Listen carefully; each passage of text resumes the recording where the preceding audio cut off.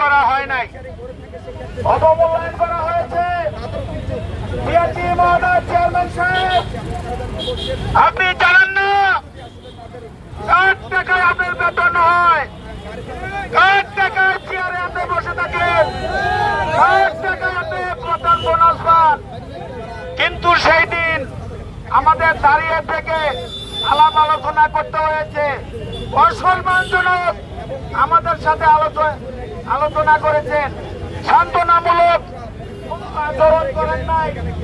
এই যে আমরা বিগত কোনদিন আশা করি নাই যে শ্রমিকের কামের বিনিময়ে আপনাদের বেতন বোনাস হয়, যে শ্রমিকের বিনিময়ে আপনি এসি গাড়ি বাড়ি দৌড়ান, সেই শ্রমিককে করেন অপমান, যারা দিয়ে আপনি চক্ষু দেন তাকেই করে আপনি অপমান।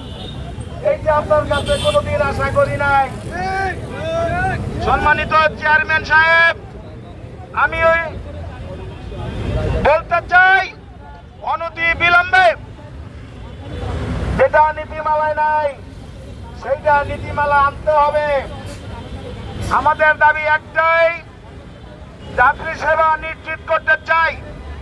লক্ষ্য আমাদের একটাই, ভিত্তিক গাড়ি চালাতে চাই। কোথায় আছে না আছে সেইটা আমরা জানি না। নীতিমালা কি করতে হবে না করতে হবে সেইটা আপনার উপরে ব্যস্ত। যেহেতু আপনাকে স্মারকলিপি দিয়েছি, আজকে অবস্থান কর্মসূচি থেকে পরিষ্কার ভাবে জানাতে চাই, যদি আমাদের এই দাবি মানা না হয় তাহলে পর্যায়ক্রমে আমরা বৃহত্তর থেকে বৃহত্তর আন্দোলন করার জন্য প্রস্তুত আছি। আজকে আপনি দেখতে পাচ্ছেন ঢাকা শহর বিআরটি অফিস অচল হয়ে যেত, শুধু একটাই কারণ, গ্যাসের সংকটের কারণে আমাদের শ্রমিক বাইরে আসতে পারে নাই, সেই জন্য আজকে লোক সমাগম কম হয়েছে।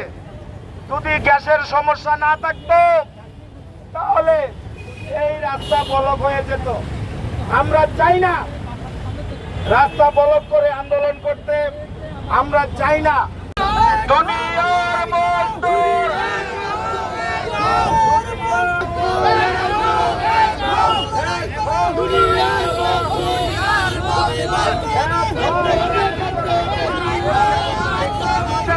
আমাদের দাবি